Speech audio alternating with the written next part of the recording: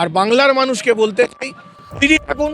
28 তারিখ নির্বাচন কমিশনের পক্ষ থেকে এই ফাইনাল ভোটার লিস্ট বেরোবে।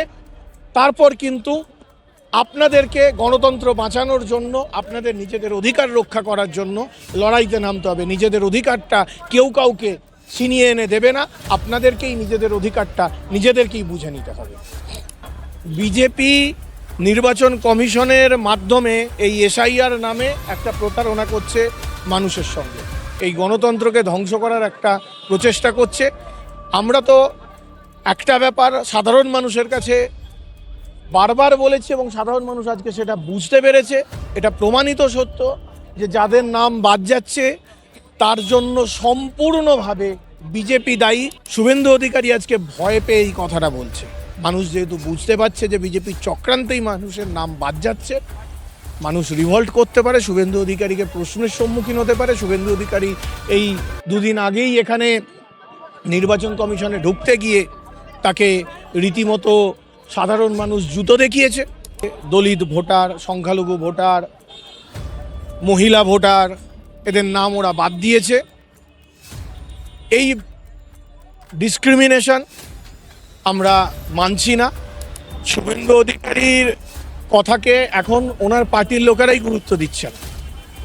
ওনার রাজ্য সভাপতি একবার বলছে যে এবার জ্ঞানেশ কুমারের পশ্চিমবঙ্গে এসে এই মানুষের এই যে অসুবিধে হচ্ছে সামাল দেওয়া উচিত। শুভেন্দু অধিকারী বলছে 28 তারিখ যাদের নাম বাদ যাবে তার জন্য মমতা বন্দ্যোপাধ্যায় দায়ী। আমাদের প্রাথমিক দাবি যে এই এসআইআর প্রক্রিয়াটা একটা বেআইনি প্রক্রিয়া, এটা নির্বাচন কমিশন মানুষকে নির্যাতন করছে, এই প্রক্রিয়াটাকেই বাতিল করতে হবে। এটা আমাদের একদম প্রথম দিন থেকে বেসিক দাবি ছিল। কিন্তু তারপরেও আমরা দেখছি যে গায়ের জোরে রীতিমতো এই প্রক্রিয়া চালিয়ে যাচ্ছে। আমরা পরিষ্কার একটা জিনিস জানাতে চাই যে কোনো সহনাগরিক যারা প্রকৃত ভারতীয় তাদের নাম বাদ দেওয়া যাবে না এসআইআরে। আমরা দেখেছি কেন এই দাবিটা করছি সেটাও বলার দরকার। আমরা বিহারের ক্ষেত্রে দেখেছি যে ওরা একদম বেছে বেছে যারা বিজেপি বিরোধী ভোটার রয়েছে তাদের নামগুলো বাদ দিয়েছে। দলিত ভোটার, সংখ্যালঘু ভোটার, মহিলা ভোটার, এদের নাম ওরা বাদ দিয়েছে। এই ডিসক্রিমিনেশন আমরা মানছি না। এই লজিক্যাল ডিসক্রিপেন্সির নাম করে মানুষের এই নাজেহাল অবস্থা, মানুষকে নাকানি চোবানি খাওয়ানো, এটা আমরা মানছি না। আর আরও একটা জিনিস, সেটা হচ্ছে নির্বাচন এখনও ঘোষণা হওয়া দূরস্থ, কিন্তু এর মাঝখানেই তারা সিআরপিএফ নামিয়ে বাংলায় একটা বন্দুকের শাসন কায়েম করার চেষ্টা করছে। গণতন্ত্রের পক্ষে এটা অত্যন্ত বিপজ্জনক একটা ব্যবস্থা। এই ব্যাপারটারও আমরা বিরোধিতা করছি।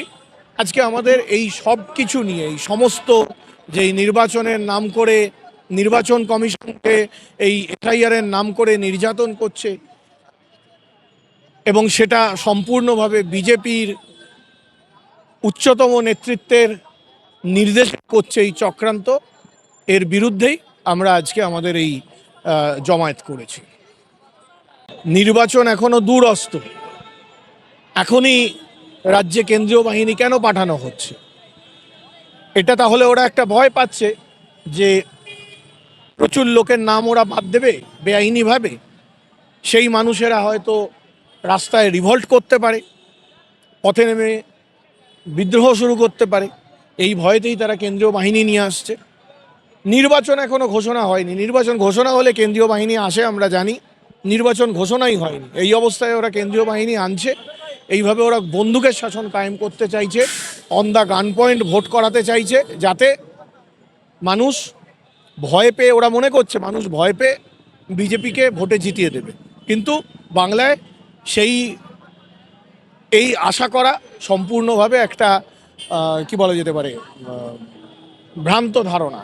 এইভাবে হতে পারে না, বাংলায় এই জিনিসটা হয় না। বাংলা কখনো এই ব্যাপারটাকে ভালোভাবে নেয় না। দেখুন, শুভেন্দু অধিকারীর কথাকে এখন ওনার পার্টির লোকেরাই গুরুত্ব দিচ্ছে না। ওনার রাজ্য সভাপতি একবার বলছে যে এবার জ্ঞানেশ কুমারের পশ্চিমবঙ্গে এসে এই মানুষের এই যে অসুবিধে হচ্ছে সামাল দেওয়া উচিত। শুভেন্দু অধিকারী বলছে 28 তারিখ যাদের নাম বাদ যাবে তার জন্য মমতা বন্দ্যোপাধ্যায় দায়ী। তাহলে ওনাদেরকে বিজেপি পার্টিকে ঠিক করতে হবে যে কে ঠিক বলছে, শুভেন্দু অধিকারী ঠিক বলছে নাকি শ্রমিক ভট্টাচার্য ঠিক বলছে। এদের মধ্যে কেউ না কেউ একজন ভুল বলছে, মিথ্যে কথা বলছে, মানুষের সঙ্গে প্রতারণা করছে।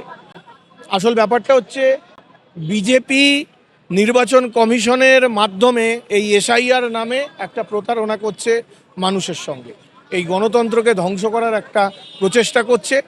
আমরা তো একটা ব্যাপার সাধারণ মানুষের কাছে বারবার বলেছি এবং সাধারণ মানুষ আজকে সেটা বুঝতে পেরেছে। এটা প্রমাণিত সত্য যে যাদের নাম বাদ যাচ্ছে তার জন্য সম্পূর্ণভাবে বিজেপি দায়ী। কেন বিজেপি দায়ী? আমরা বহু জায়গায় দেখেছি, একটা দুটো জায়গায় নয়, শয়ে শয়ে জায়গায় দেখেছি যে বিজেপির নেতারা ফর্ম 7 নিয়ে গিয়ে জমা দিচ্ছে। হাতে নাতে ধরা পড়েছে কত জায়গায়, সাধারণ মানুষ তাদেরকে প্রতিরোধ করেছে কত জায়গায়, পুলিশের হাতে তুলে দিয়েছে। বেআইনিভাবে আপনার আমার নামে ফর্ম 7 ঝুটমুট ফিল আপ করে তারা নির্বাচন কমিশনের কাছে জমা দিচ্ছে। যারা প্রকৃত ভোটার, প্রকৃত নাগরিক, তাদের নাম বাদ দিচ্ছে। এবং আমাদের কাছে খবর রয়েছে বিজেপির আইটি সেলের তরফ থেকে রীতিমতো টার্গেট বেঁধে দেওয়া হয়েছে, তাদেরকে পয়সা দেওয়া হচ্ছে। একটা ফর্ম 7 ফিল আপ করার জন্য 50 টাকা করে দেওয়া হচ্ছে। এই টাকা নিয়ে তাদেরকে টার্গেট বেঁধে দেওয়া হয়েছে। কাউকে টার্গেট বেঁধে দেওয়া হয়েছে 500, কাউকে টার্গেট বেঁধে দেওয়া হয়েছে 1000। এরকম 1000টা ফর্ম ফিল আপ করা মানে 50,000 টাকা তার কাছে চলে আসছে। এই টাকার লোভে এবং বিজেপির এই ষড়যন্ত্রের চক্করে পড়ে প্রচুর মানুষের নাম বাদ যেতে চলেছে এবং সেটা রাজ্যের সাধারণ মানুষ বুঝতে পারছে যে এটা সম্পূর্ণভাবে বিজেপির চক্রান্ত। শুভেন্দু অধিকারী আজকে ভয় পেয়ে এই কথাটা বলছে। মানুষ যেহেতু বুঝতে পারছে যে বিজেপির চক্রান্তেই মানুষের নাম বাদ যাচ্ছে, মানুষ রিভল্ট করতে পারে, শুভেন্দু অধিকারীকে প্রশ্নের সম্মুখীন হতে পারে। শুভেন্দু অধিকারী এই দুদিন আগেই এখানে নির্বাচন কমিশনে ঢুকতে গিয়ে তাকে রীতিমতো সাধারণ মানুষ জুতো দেখিয়েছে।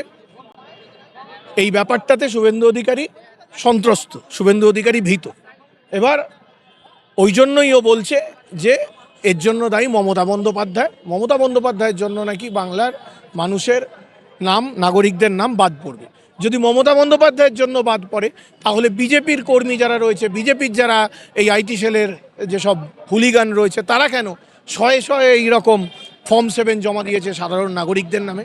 এই প্রশ্নটা শুভেন্দু অধিকারীকে করতে চাই। আর বাংলার মানুষকে বলতে চাই, তৈরি থাকুন। 28 তারিখ নির্বাচন কমিশনের পক্ষ থেকে এই ফাইনাল ভোটার লিস্ট বেরোবে। তারপর কিন্তু আপনাদেরকে গণতন্ত্র বাঁচানোর জন্য, আপনাদের নিজেদের অধিকার রক্ষা করার জন্য লড়াইতে নামতে হবে। নিজেদের অধিকারটা কেউ কাউকে ছিনিয়ে এনে দেবে না, আপনাদেরকেই নিজেদের অধিকারটা নিজেদেরকেই বুঝে নিতে হবে।